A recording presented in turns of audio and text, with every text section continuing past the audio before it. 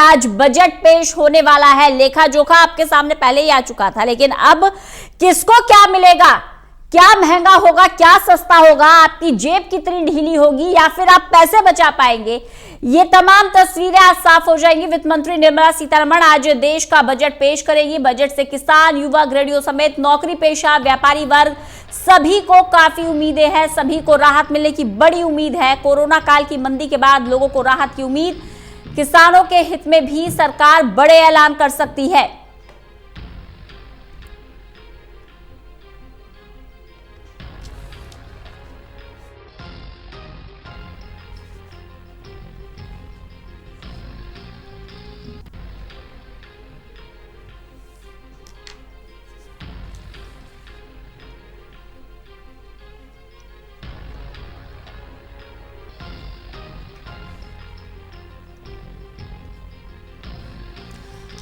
तो सभी को बजट से काफी उम्मीदें हैं। कोरोना काल की मंदी के बाद राहत मिलने की उम्मीद।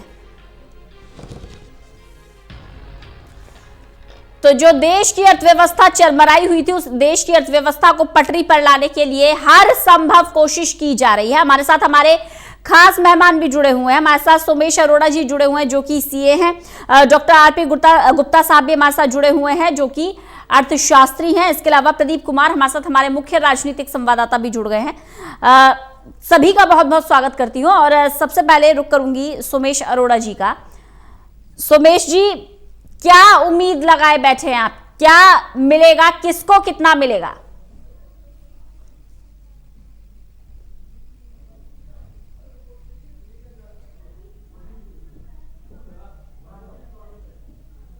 लगता है तकनीकी खराबी के चलते मेरी आवाज नहीं पहुंच पा रही है सोमेश जी तक। एक बार फिर से संपर्क साधने की कोशिश करेंगे। प्रदीप कुमार हमारे साथ, हमारे मुख्य राजनीतिक संवाददाता भी जुड़े हुए हैं जो कि फाइनेंस मिनिस्ट्री के बाहर से जुड़े हुए हैं। क्या हालचाल प्रदीप, आप वहां देख पा रहे हैं?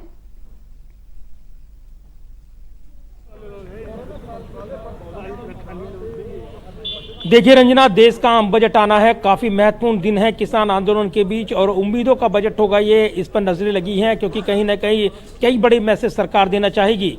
इस वक्त हम केंद्रीय वित्त मंत्रालय के ठीक बाहर हैं जहां पर कुछ देर बाद ही केंद्रीय वित्त मंत्री निर्मला सीतारमण अपनी टीम के साथ बाहर आएंगी। बजट प्रीव्यू यानी जो बजट का पिटारा है वो दिखाएंगी क्योंकि उन्होंने अपना जो लेदर का ब्रीफकेस होता था वो साल 2019 में ही बदल दिया था और एक पोटली यानी बही खाते के तौर पर लाल रंग की वो उन्होंने दिखाई थी। तो इस बार क्या वो नया करने वाली हैं उस पर नजरें लगी हैं। कई बातें खास हैं इस बजट में। ऐसे में जबकि चुनौती बनी हुई है, जीडीपी ग्रोथ लगातार वो जिस तरीके से कोरोना काल में उस पर संकट बढ़ा है, तो ये जरूर है कि ऐसे में सरकार क्या प्रावधान करे जिससे एक तरफ अर्थव्यवस्था को गति दे सके, जीडीपी ग्रोथ को बढ़ा सके और दूसरी तरफ वो रोजगार का सृजन कर पाए। तमाम ऐसे मुद्दे हैं जिनको लेकर अलग अलग सेक्टर्स को लेकर फोकस किया था। लॉकडाउन के दौरान आपने देखा होगा जिस तरीके से अलग अलग सेक्टर्स में चुनौती बनी थी और लोगों के लिए मुश्किलें पैदा हुई थी, तो अर्थव्यवस्था को बूस्ट देना है,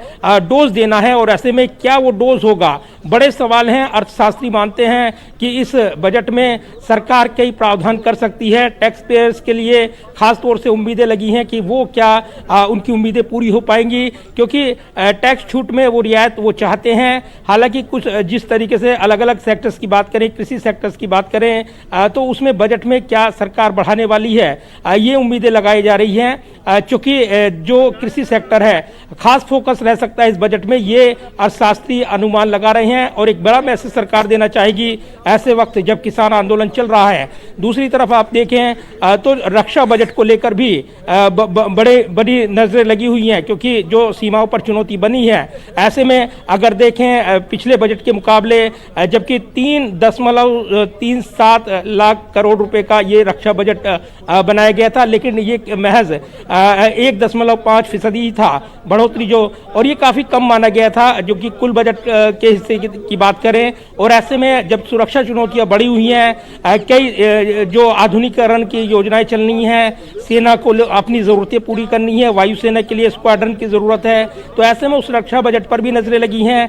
अलग अलग सेक्टर, स्वास्थ्य की बात करें, वहाँ पर भी चुनौती बनी हुई है। कोरोना संकट के दौरान वो चुनौती दिखाई दी है। ऐसे में स्वास्थ्य बजट को बढ़ाना भी सरकार के लिए एक बड़ी चुनौती होगी। तो ऐसे में राजकोषीय घाटा पाटना और तमाम जो सेक्टर्स हैं उनकी उम्मीदें पूरी करना, ये तमाम ऐसी चुनौतियां हैं जिन पर नजरें लगी हैं। एक बार फिर आपको नजरा दिखाऊंगा मैं अपने ठीक पीछे वित्त मंत्रालय में इस वक्त जो हलचल है, क्योंकि केंद्रीय वित्त मंत्री निर्मला सीतारमण और वित्त राज्य मंत्री अनुराग ठाकुर जो इस वक्त बैठक कर रहे हैं अंदर अपने आला अधिकारियों के साथ, वो किसी भी वक्त यहाँ से निकलेंगे और उसके बाद वित्त मंत्री रवाना हो जाएंगी राष्ट्रपति भवन के लिए, जहाँ राष्ट्रपति से वो मुलाकात करेंगी। उनको उसके बाद जो उनका जाने का कार्यक्रम है संसद भवन, 10 बजे का कार्यक्रम बताया जा रहा है, और वहां पर एक बार फिर वो बजट प्रीव्यू दिखाएंगी। और इस बीच केंद्रीय कैबिनेट की बैठक होनी है 10:15 बजे, वहां पर बजट को मंजूरी दी जानी है और उसके बाद बजट पेश होगा 11 बजे सदन में।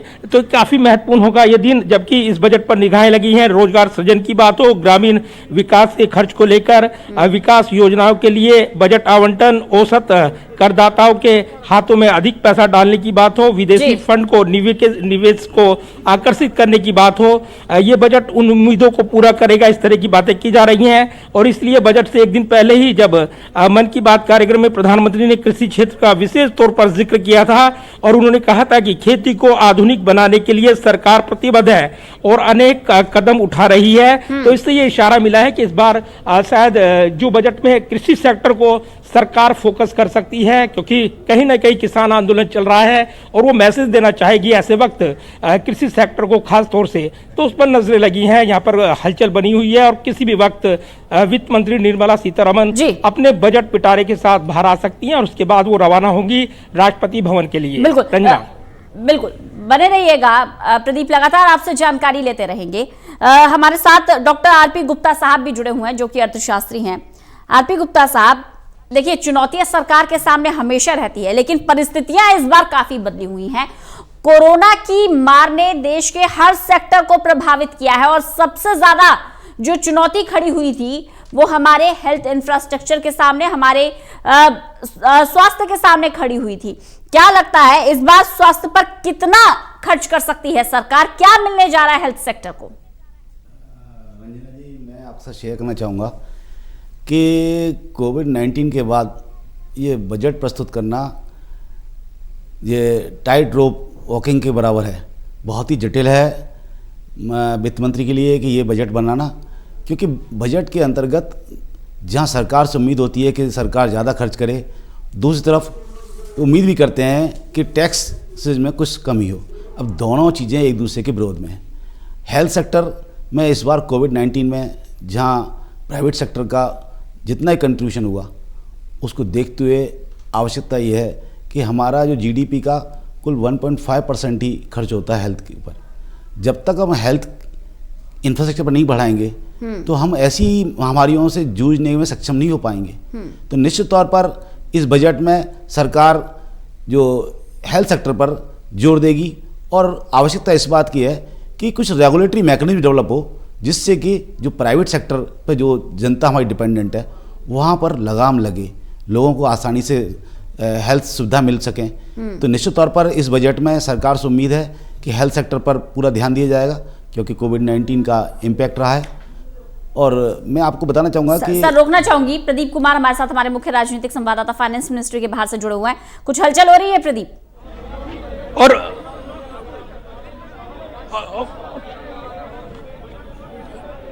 देखिए पीछे रंजना, आपको दिखाना चाहूंगा इस वक्त काफी हलचल बढ़ गई है और वित्त मंत्री निर्मला सीतारमण इस वक्त आप अपनी तस्वीरों में देख सकते हैं। निर्मला सीतारमण अपने बजट के साथ वो भार, वित्त मंत्री निर्मला सीतारमण, उनके साथ वित्त राज्य मंत्री अनुराग ठाकुर अपनी टीम के साथ वो मौजूद हैं और ये तस्वीरें, ये चेहरे से मास्क भी उन्होंने हटा दिया है क्योंकि देश को एक बड़ा मैसेज देना चाहती हैं वो देश का आम बजट पेश करने से पहले, क्योंकि ये देश का बजट है और इससे काफी उम्मीदें लगाई जा रही हैं। अलग अलग सेक्टर्स को क्या राहत मिलेगी, ये तस्वीरें इस वक्त आप देख रहे हैं अपनी टीवी स्क्रीन पर, जहां निर्मला सीतारमण केंद्रीय वित्त मंत्री जो अपना बजट है, देखिए काफी हाईटेक है ये, और इस बार पेपरलेस बजट बनाया गया है कोरोना के चलते, और इसलिए ये दिखाई दे रहा है यहाँ पर जो मोहर लगी हुई है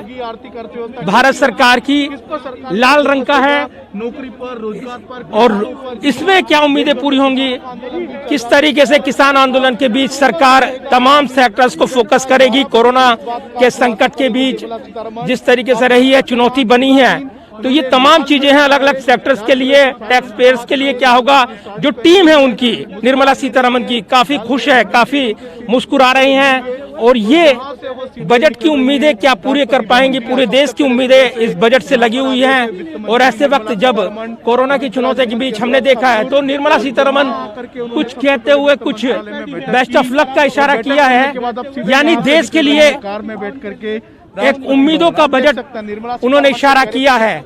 ये तस्वीरें अपने आप में बता रही हैं कि कहीं न कहीं इस बजट से काफी उम्मीदें हैं, और निर्मला सीतारमण यहां से अपने काफिले के साथ निकलते हुए निर्मला सीतारमण कुछ देर बाद ही राष्ट्रपति भवन पहुंचेंगी, जहां वो राष्ट्रपति से इस बजट को पेश करने की अनुमति लेंगी, और उसके बाद संसद भवन में कैबिनेट की बैठक होगी।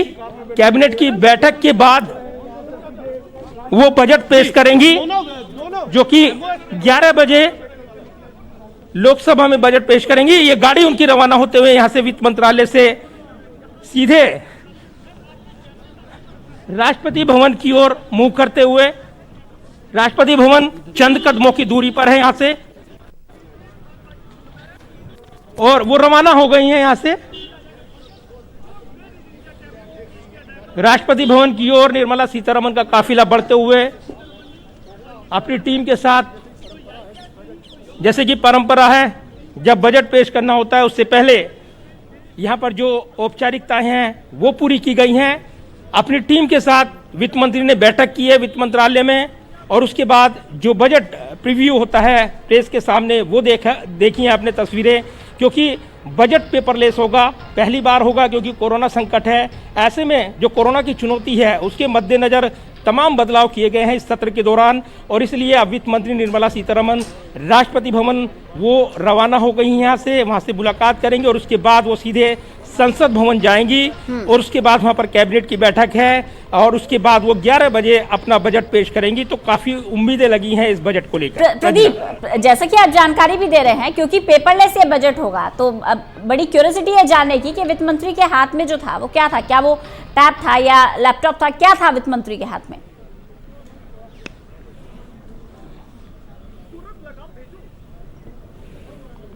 देखिए बिल्कुल, और ये गजट दिखाई दे रहा था, यानी आधुनिक, अगर देखें आप लैपटॉप रखा जाता है, लेकिन जिस तरीके से वो बंद था, फोल्ड था, तो उसमें अंदर क्या है ये तो पता नहीं चल पा रहा, लेकिन टच स्क्रीन वाला कुछ ऐसा लग रहा है कि डिजिटल माध्यम का एक लैपटॉप है जिसके जरिए वो पेपरलेस बजट पेश करने वाली हैं। उसमें ब्यौरा है क्योंकि एक ऐप भी लॉन्च की गई है कोरोना संकट के मद्देनजर पेपरलेस बजट बनाने के लिए सरकार की ओर से। तो ऐसे में उसी दस्तावेज में तमाम चीजें हैं जो कि डिजिटल माध्यम से होगा, और इसीलिए इसको यहाँ पर दिखाते हुए, जो कि लाल रंग का था, क्योंकि जो पिछली बार पोटली आपने देखी थी वो बही खाते के तौर पर थी, और एक बड़ा मैसेज दिया था उस वक्त भी। तो इस वक्त डिजिटल माध्यम से, चूंकि कोरोना संकट और जिस तरीके से चुनौती बनी हुई है, डिजिटल प्लेटफॉर्म पर यहाँ पर उसके जरिए इससे निपटा गया है, और ऐसे में बजट को भी पेपरलेस किया गया है। पहली बार होगा जबकि बजट आधुनिक तौर पर यहाँ पर पेश किया जाएगा, और इसके जरिए एक बड़ा मैसेज दिया जाएगा। तो ये जरूर है कि अब जबकि बजट पर निगाहें लगी हैं, उस बजट पर जो देश का बजट और उसमें अलग अलग सेक्टर्स को खास तौर से फोकस किया जाना है, चाहे वो रक्षा बजट को बढ़ाने की चुनौती हो, क्योंकि LAC से लेकर LOC पड़ोसी तक हमने चुनौती के दौर देखे हैं। पिछले साल लगातार जिस तरीके से चीन के साथ चुनौती बनी है, तो अपने रक्षा बजट को भी बढ़ाने की चुनौती होगी सरकार के सामने। स्वास्थ्य सेक्टर की बात करें, वो बड़ा सेक्टर है, क्योंकि कोरोना संकट के चलते खास तौर से ये एक चर्चाओं में आ गया है। और जिस तरीके से वैक्सीनेशन प्रोग्राम चल रहा है, उसके बाद स्वास्थ्य क्षेत्र को फोकस करना होगा आगे की चुनौतियों के मद्देनजर। ऐसे में उसका बजट भी बढ़ाया जाना जरूरी होगा। दूसरी तरफ कृषि सेक्टर का, जैसे कि मैं बार बार जिक्र कर रहा हूं, 2.83 लाख करोड़ रुपए का जो बजट था, उसको आगे लाने की योजना बना रही है सरकार। और ऐसे में ये देखना होगा कि क्या उसमें वो प्रावधान करेगी, क्योंकि कृषि सेक्टर को खास फोकस करने की उम्मीदें इसलिए भी दिखाई देती हैं क्योंकि किसान आंदोलन चल रहा है। ऐसे में एमएसपी को लेकर बड़े सवाल उठ रहे हैं और सरकार ये मैसेज देना चाहेगी देश भर को कि वो किसानों के लिए, किसानों से जुड़ी योजनाओं को लेकर काफी गंभीर है, लिहाजा उस सेक्टर्स पर वो फोकस करना चाहेगी। बात मिडिल क्लास की, आम लोगों की, टैक्स पेयर्स के लिए वो जो लगातार मांग की जा रही है कि उनको टैक्स छूट वो मिलनी चाहिए।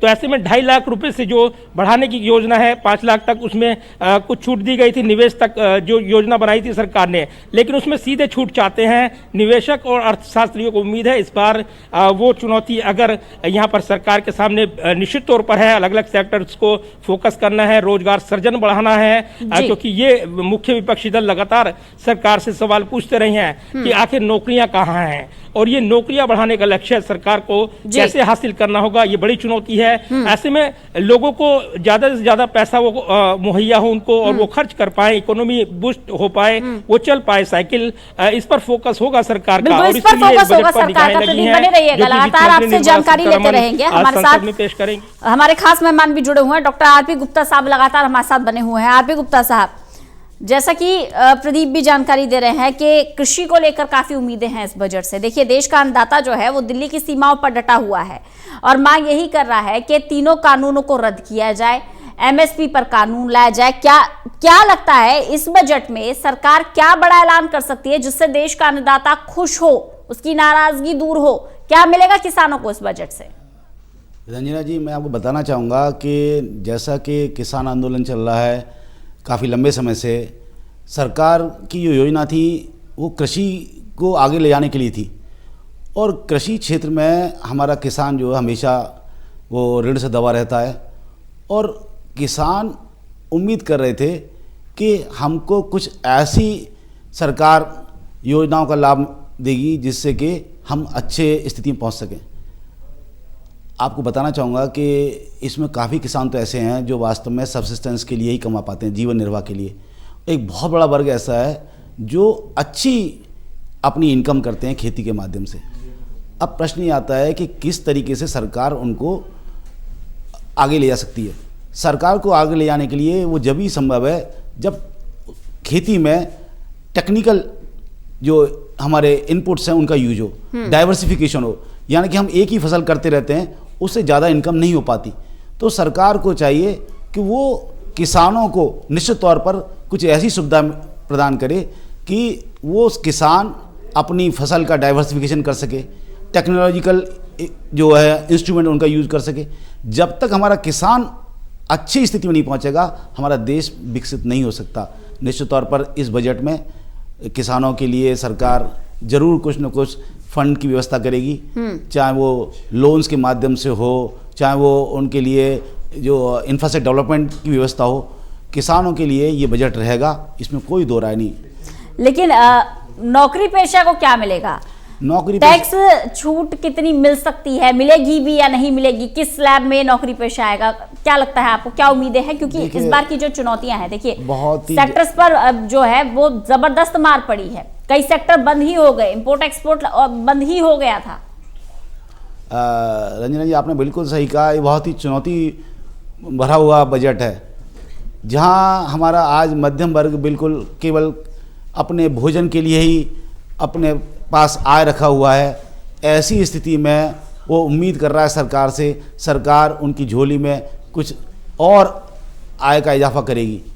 ऐसी स्थिति में सरकार के लिए उनके लिए इजाफा करना, साथ में जो कोरोना का जो बर्डन आया है उसको रिकवर करना, वो भी टैक्स के माध्यम से, दोनों काम बहुत ही एक दूसरे के विरोधाभासी हैं।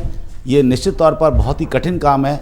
मुझे तो लगता है कहीं सरकार अपनी भरपाई करने के लिए कोविड सेस लगा करके कुछ इस तरह का प्रावधान न करे जिससे वो अपनी जितना भी नुकसान हुआ है उसकी भरपाई हो। हर घर का सपना सरकार ने दिखाया, हर एक को दिखाया है कि हर किसी का अपना घर होगा, तो वो जो हर घर का सपना है वो कैसे पूरा होगा? लोन को लेकर क्या उम्मीद आप जता सकते हैं? होम लोन सस्ता होगा या महंगा होगा? देखिए, निश्चित तौर पर जो रियल एस्टेट सेक्टर है उसमें काफ़ी जो मार पड़ी है इस कोविड-19 की, बिल्कुल चरमरा गया real estate sector. Real estate sector चरमराने के साथ साथ निश्चित तौर पर जो रेट्स कम आए, पर फिर भी अब जबकि लोगों के पास इनकम नहीं है, वो कैसे अपने को ये महसूस करें कि वो एक घर खरीद सकते हैं। उसके लिए सरकार को चाहिएगा कि वो अपनी रेट ऑफ इंटरेस्ट कम करे। आपका प्रश्न बहुत ही सही है।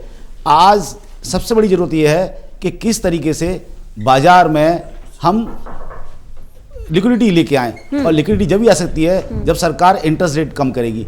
इंटरेस्ट रेट कम करेगी तो निश्चित तौर पर जो सरकार जनता को पैसा उपलब्ध कराएगी और जनता एक अपने घर का बनाने का सपना देख पाएगी। ये बहुत ही जरूरी है इस समय कि सरकार इंटरेस्ट रेट डाउन करे। लेकिन सर गौर कीजिएगा, क्योंकि आप इकोनॉमी को अच्छे से समझते भी हैं, बजट से पहले अच्छी खबर भी आई है, जीएसटी कलेक्शन बढ़ा है, तो क्या ये अच्छा साइन है?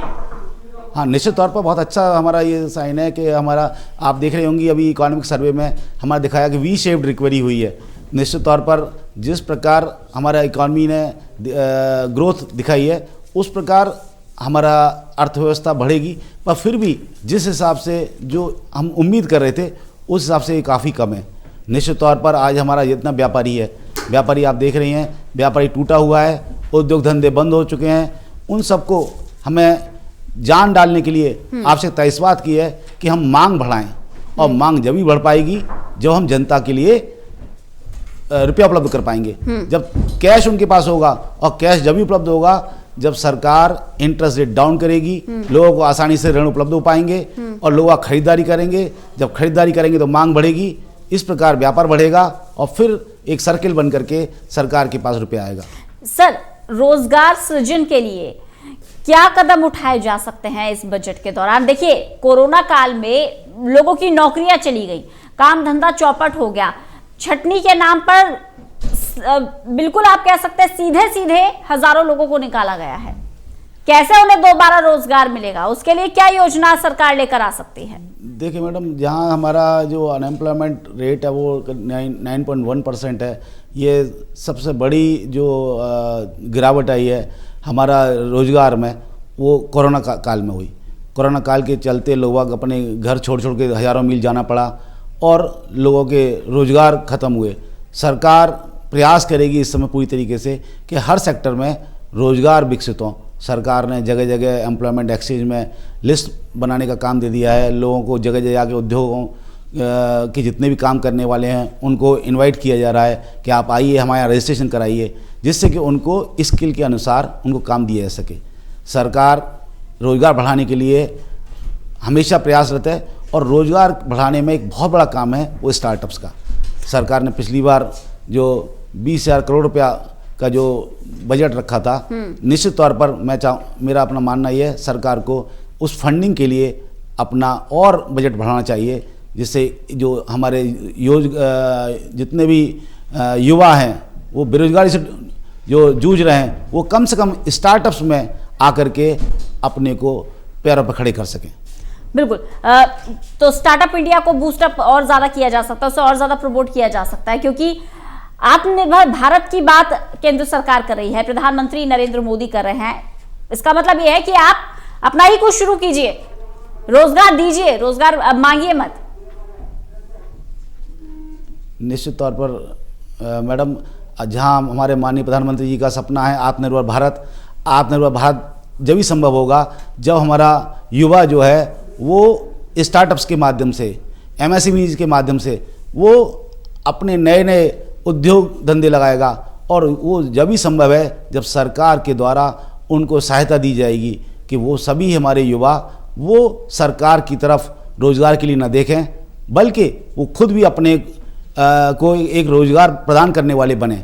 जहां रोज़गार प्रदान करने के लिए स्टार्टअप्स की भूमिका होती है, सरकार को ज़रूरी है कि वो इंटरेस्ट रेट डाउन करे, जिससे कि हमारे युवाओं को आसानी से ऋण मिल सके।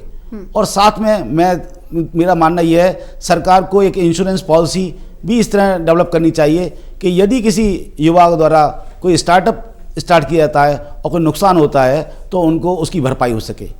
अधिकांशतः हमारे युवा एक अच्छी खबर है सर, सेंसेक्स में बढ़ोतरी हो रही है, ये एक अच्छी खबर है। बजट से पहले जो जानकारी मिल रही है सेंसेक्स में बढ़ोतरी की, क्या मान के चले, क्या अर्थव्यवस्था को पटरी पर लाने के लिए ये सरकार ने अब तक जो भी कदम उठाए हैं, चाहे वो राहत पैकेज देने की बात हो या फिर आज बजट की बात हो, क्या उसका अभी से इनिशियल इम्पैक्ट दिखना शुरू हो गया है शेयर मार्केट पर?